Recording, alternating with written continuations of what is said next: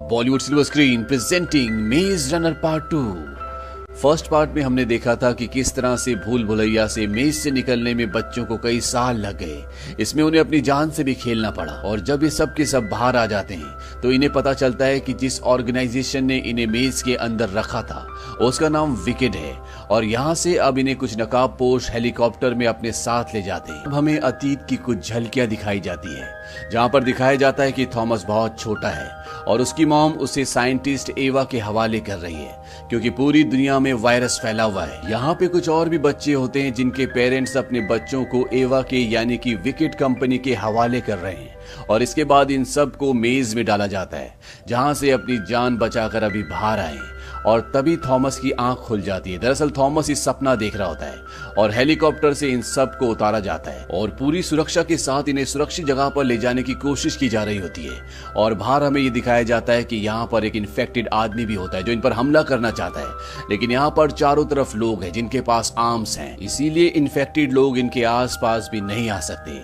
और अब जितने भी लोग मेज से अपनी जान पर खेलकर बाहर आए जिसमें Thomas, Teresa, Newt, Minho, Frypan and Winston है, वो सब के सब एक सुरक्षित जगह पर है। यहाँ पर इनकी मुलाकात जेनसन से होती है। जेनसन इन सब बच्चों को बताता है कि तुम यहाँ पर पूरी तरह से सुरक्षित हो, यहाँ पर तुम तक विकेट नहीं पहुंच सकता जिसने तुम्हें उस मेज के अंदर डाला था और ना ही क्रैंक्स। दरअसल बाहर की दुनिया में जो लोग वायरस से इन्फेक्टेड है उन्हें क्रैंक्स कहा जाता है और जिस वायरस से ये इन्फेक्टेड हुए हैं उस वायरस का नाम फ्लेयर है। और जब पूरी दुनिया में वायरस फैल रहा था तो ये सब बच्चे भी उसी जगह पर थे जहां पर वायरस का सबसे ज्यादा प्रकोप था, लेकिन इनके ऊपर वायरस का कोई भी असर नहीं हुआ। इसीलिए वैज्ञानिक सालों से इनकी बॉडी पर, इनके दिमाग पर ही रिसर्च कर रहे होते हैं कि इनके अंदर ऐसा कौन सा हार्मोन है जिसकी वजह से वायरस का इन पर कोई भी असर नहीं होता।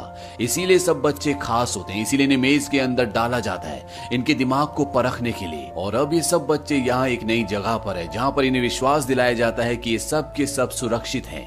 यहाँ पर इनके जैसे और भी बच्चे होते हैं और थॉमस को ये पता चलता है कि इस दुनिया में सिर्फ एक ही मेज नहीं है बल्कि विकेड कंपनी के और भी कई सारे भूल भुलैये थे और ये वो बच्चे हैं जो वहां से निकल पाए और अब ये सब के सब एक साथ हैं।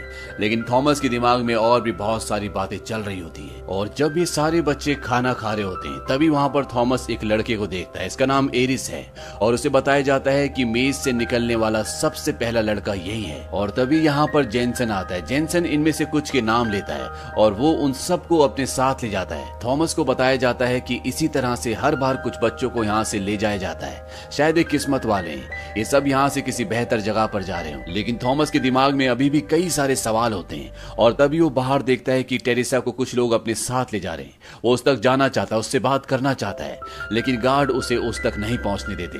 वो कहते हैं कि टेरेसा के अभी भी कुछ टेस्ट बाकी हैं, इसीलिए इस वक्त तुम उससे नहीं मिल सकते। यहाँ पर एरिस जो कि सबसे पहले यहाँ पर पहुंचा था वो थॉमस को एक जगह ले जाता है और ऊपर से उसे दिखाता है कि ये सब लोग बच्चों को एक स्लीपिंग चैम्बर के अंदर एक खास लैब के अंदर लेकर जाते हैं और रात को जब ये छुपके से उस लैब के अंदर पहुंच जाते हैं तो ये देखते हैं कि वहां पर बहुत सारे बच्चे होते हैं और ये वही बच्चे होते हैं जिन्हें हर रोज ये इनमें से चुन कर ले जाते हैं। इनके दिमाग के अंदर, इनके मुंह के अंदर पाइप्स लगे होते हैं और इनके शरीर से एक खास तरह का लिक्विड निकल रहा होता है। तभी यहाँ पर जेनसन आता है। थॉमसन और एरिस छुप जाते हैं और जेनसन वीडियो कैम के जरिए यहाँ पर साइंटिस्ट एवा पेस से बात करता है। थॉमसन के हिसाब से उसने अपने आप को उनके सामने वीडियो कैम पर गोली मार ली थी, लेकिन अब इन्हें पता चलता है कि वो सब कुछ झूठ था और जेनसन भी उन्हीं लोगों के लिए काम करता है जिन लोगों ने इन सब को मेज के अंदर, भूल भुलैया के अंदर डाला था। जेनसन एवा को बताता है कि हमें कामयाबी मिल रही है, जो भी हम टेस्ट कर रहे हैं वो सब पॉजिटिव है। एवा कहती है कि जितने भी और बच्चे हैं उन सब पर भी टेस्ट करना शुरू करो और साथ ही साथ वो यहाँ पर एक नाम भी लेती है। वो नाम होता है राइट हैंड।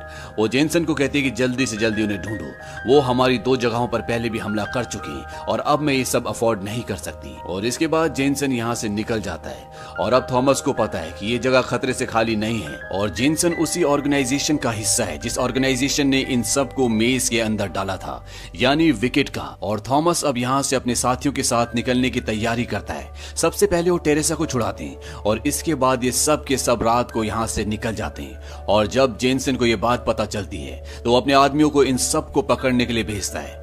थॉमस अपने साथियों को बताता है कि ये हमारी बॉडी से कुछ निकाल रहे हैं, हमारी बॉडी में कुछ ऐसा है जो इन सब को चाहिए, इसीलिए इन सब ने हमें यहाँ पर कैप्चर करके रखा है। अब जब ये सब के सब विकेट के लोगों से छुप रहे होते हैं तभी इन पर कुछ क्रैंक्स हमला कर देते हैं, यानी कि वो इन्फेक्टेड लोग जो अब ज़ॉम्बीज बन चुके हैं। लेकिन ये सब के सब वहां से भागने में कामयाब हो जाते हैं और अगली सुबह ये देखते हैं कि पूरी दुनिया अब एक खंडर बन चुकी है।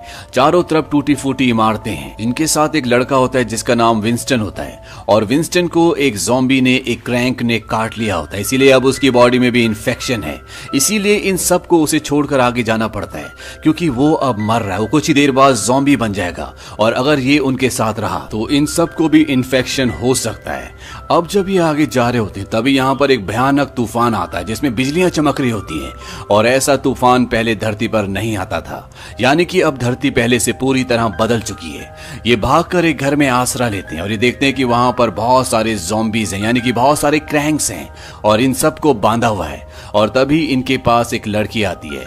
इस लड़की का नाम ब्रेंडा होता है। ब्रेंडा इन सबको जॉर्ज के पास ले जाती है। जॉर्ज इन सबसे कहता है कि मैं तुमसे 3 सवाल पूछूंगा, तुम कहां से आए हो, तुम कहां जा रहे हो और मुझे तुमसे क्या फायदा है। यहाँ पर जॉर्ज की तरह और भी लोग होते हैं जो इन्फेक्टेड नहीं होते और ये सब के सब बहुत खतरनाक होते हैं। और जब जॉर्ज को इन सब की असलियत का पता चलता है, उसे ये पता चलता है कि ये विकेट से भाग कर आए हैं और वो इनकी मदद करने के लिए तैयार हो जाता है। लेकिन तब तक यहाँ पर विकेट के लोग आ जाते हैं। उन्हें पता चल गया होता है कि ये सब यहाँ पर है और यहाँ से सब के सब भाग जाते हैं। लेकिन थॉमस और ब्रेंडा यहीं पर अटक जाते हैं और अब विकेट के लोग उन्हें पकड़ने वाले होते हैं कि यहाँ पर एक ब्लास्ट होता है। जो जॉर्ज ने यहाँ पर चारों तरफ डायनामाइट बिछाया था वो फट जाता है जिसकी वजह से पूरी बिल्डिंग गिर जाती है। लेकिन थॉमस और ब्रेंडा यहाँ से निकलने में कामयाब हो जाते हैं। लेकिन इनके ऊपर से खतरा अभी भी नहीं टला। एक क्रैंक इन पर हमला करता और ब्रेंडा एक ऐसी जगह पर गिर जाती जो पूरी कांच की है और वो कांच क्रैक हो रहा होता है और अगर कांच टूट गया तो ब्रेंडा कई फुट नीचे बिल्डिंग से नीचे गिर जाएगी और वहां पर क्रैंक एक बार फिर से ब्रेंडा के ऊपर हमला कर देता है। लेकिन थॉमस उसका हाथ पकड़ लेता और कांच को तोड़ देता है जिसकी वजह से वो ज़ॉम्बी और क्रैंक नीचे गिर जाता है। ब्रेंडा और थॉमस यहाँ से निकल जाते हैं और आगे जाकर ब्रेंडा देखती है कि उस क्रैंक ने उसके पैर पर काट लिया होता है, यानी कि अब वो भी इन्फेक्टेड है। यहाँ पर इन्हें अपने जैसे कुछ नॉर्मल लोग भी मिलते हैं, यानी कि ये लोग इन्फेक्टेड नहीं हैं। और यहीं पे रात को थॉमस को एक सपना आता है जिसमें उसे अपनी पुरानी यादें आती हैं, जिसमें वो टेरेसा को ये बता रहा होता है कि उसे विकेट के सारे प्लान का पता चल चुका है और वो कहता है कि मैं लोगों को मरते हुए नहीं देख सकता। लेकिन तभी विकेट का एक आदमी उसे अपने साथ ले जाता है और यही एक वजह होती है कि इस कहानी के फर्स्ट पार्ट में मेज के अंदर थॉमस को और टेरेसा को डाला गया था क्योंकि वो विकेट के साथ मिलकर काम करना नहीं चाहते थे। उन्हें उनकी सच्चाई का पता चल चुका था। अब थॉमस और ब्रेंडा अपने पुराने लोगों से मिल जाते हैं और यहाँ पर इन्हें उस आदमी का पता भी चल जाता है जो इनकी खबरें विकेट तक पहुंचाता है। इसका नाम मार्कस होता है और ये लोग इसे मारकर यहाँ से आगे निकल जाते हैं क्योंकि अगर इसे पता है कि ये सब यहाँ पर है तो विकेट को भी पता होगा। और एक लंबा सफर तय करने के बाद ये चट्टानों के बीच में एक पुल को देखते हैं जहाँ पर बहुत सारी पुरानी गाड़ियां होती हैं और जब ये आगे बढ़ते हैं तो इनके ऊपर गोलियां चलना शुरू हो जाती हैं। ये सब छुप जाते हैं। वहां पर 2 लड़कियां आती हैं और इन्हें अपने गन पॉइंट पर ले लेती हैं। यहाँ पर इनके साथ एरिस भी होता है, वही लड़का जो सबसे पहले मेज से निकला था और ये दोनों लड़कियां भी उसी मेज में थी जिसमें एरिस था। ये एरिस को अपने गले से लगा लेती हैं और ये बताती हैं कि हमें राइट आर्म ग्रुप ने बचाया। थॉमस कहता है क्या तुम राइट आर्म ग्रुप को जानती हो? और इसके बाद ये दोनों की दोनों इन सब को राइट आर्म ग्रुप के पास ले जाती है। लेकिन अब यहाँ पर बहुत ज्यादा लोग नहीं बचे होते। राइट आर्म के ग्रुप का जो लीडर होता है उसका नाम विंस होता है। विंस कहता है हमारे बहुत सारे लोग मारे गए और तभी ब्रेंडा जिसे क्रैंक ने काट लिया था वो बेहोश हो जाती है क्योंकि इन्फेक्शन अब उसकी बॉडी में फैलता ही जा रहा है और विंस अपनी गन निकालता है, उसे मारना चाहता है लेकिन थॉमस उसे रोकता है। वो कहता है ऐसा मत करो, मैंने इससे वादा किया था कि तुम हमारी मदद कर सकती हो। वो कहता है कि हाँ मैं इसे मारकर तुम्हारी मदद कर सकता हूँ। और तभी यहाँ पर एक साइंटिस्ट आती है जो कभी विकेट के लिए काम किया करती थी और वो थॉमस को पहले से जानती है लेकिन थॉमस को कुछ भी याद नहीं होता। वो साइंटिस्ट बताती है कि जब तुम विकेट में थे तो तुमने मुझसे कहा था कि अब मैं बर्दाश्त नहीं कर सकता क्योंकि एक एक करके तुम्हारे सभी दोस्त तुम्हारी आंखों के सामने मर रहे थे। और इसके बाद तुमने हमें विकेट ऑर्गेनाइजेशन के कई ठिकानों के बारे में बताया और यहाँ पर जो विंस है जो राइट आर्म का लीडर है उसे पता चलता है कि थॉमस ही वो इंसान है जिसकी वजह से इन्हें विकेट की इंफॉर्मेशन मिलती थी और ये उन पर हमला करते थे। लेकिन थॉमस को इस बारे में कुछ भी याद नहीं है। और ये सब वो कारण होते हैं जिस वजह से विकेट ने थॉमस की याददाश्त को मिटा दिया होता है और बाद में उसे मेज में भेजा होता है। अब ये वैज्ञानिक थॉमस और ब्रेंडा को अपने साथ ले जाती है और वो थॉमस को बताती है कि शुरू में विकेट ऑर्गेनाइजेशन के जो इरादे थे वो नेक थे। वो इस वायरस का इलाज ढूंढना चाहती थी और तुम ही कुछ ऐसे बच्चे थे जिनके ऊपर वायरस का असर नहीं हुआ। लेकिन सबसे बड़ा सवाल ये था कि क्यों? दरअसल तुम लोगों के दिमाग में एक एंजाइम पैदा होता है जिसकी वजह से तुम पर वायरस का कोई भी असर नहीं होता, और अगर हमें किसी का इलाज करना है तो तुम्हारे खून से उस एंजाइम को अलग करना होगा और उसे इन्फेक्टेड इंसान की बॉडी में इंजेक्ट करना होगा। लेकिन इस एंजाइम को बनाया नहीं जा सकता, इसलिए तुम्हारी बॉडी से इसे निकालना होता है। और यही एक वजह होती है कि विकेट इन बच्चों के अंदर से उस एंजाइम को निकाल रही होती है। इसीलिए इन्होंने सबको एक लैब में रखा होता है जहां पर टेरेसा भी थी, और इनके दिमाग में मुंह के अंदर पाइप इसीलिए थी क्योंकि वो इनकी बॉडी से एंजाइम निकाल रहे थे। और ऐसा वो तब तक करते रहेंगे जब तक ये बच्चे अपनी आखिरी सांस ना खो दे।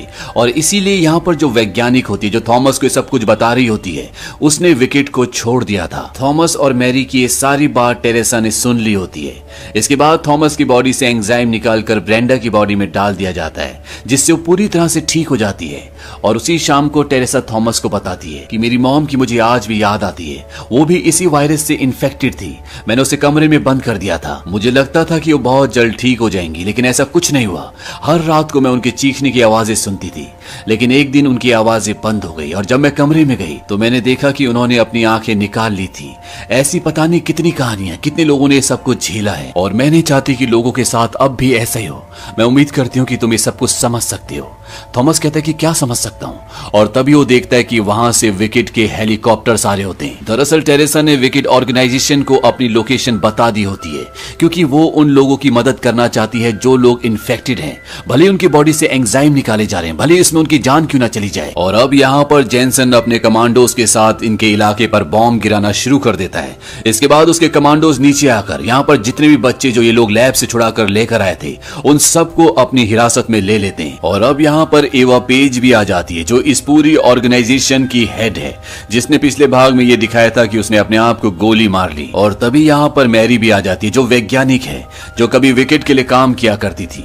जेनसन उसे गोली मार देता है और इससे पहले कि ये सब बच्चों को यहाँ से ले जाते, थॉमस अपनी जेब से बॉम्ब निकालता है जिसका रिमोट कंट्रोल उसके हाथ में होता है। वो कहता है कि मैं सबको उड़ा दूंगा, मैं तुम्हारे इरादों को कभी भी पूरा नहीं होने दूंगा, क्योंकि वो जानता है कि ये सब उन्हें एक सेल की तरह यूज करना चाहते हैं, जिसे इंसान तब तक यूज करता है जब तक उसके अंदर एनर्जी होती है। और यहाँ पर थॉमस के साथ और बच्चे भी खड़े हो जाते हैं जो कि इम्यून है, जो उसके साथ मेज के अंदर थे।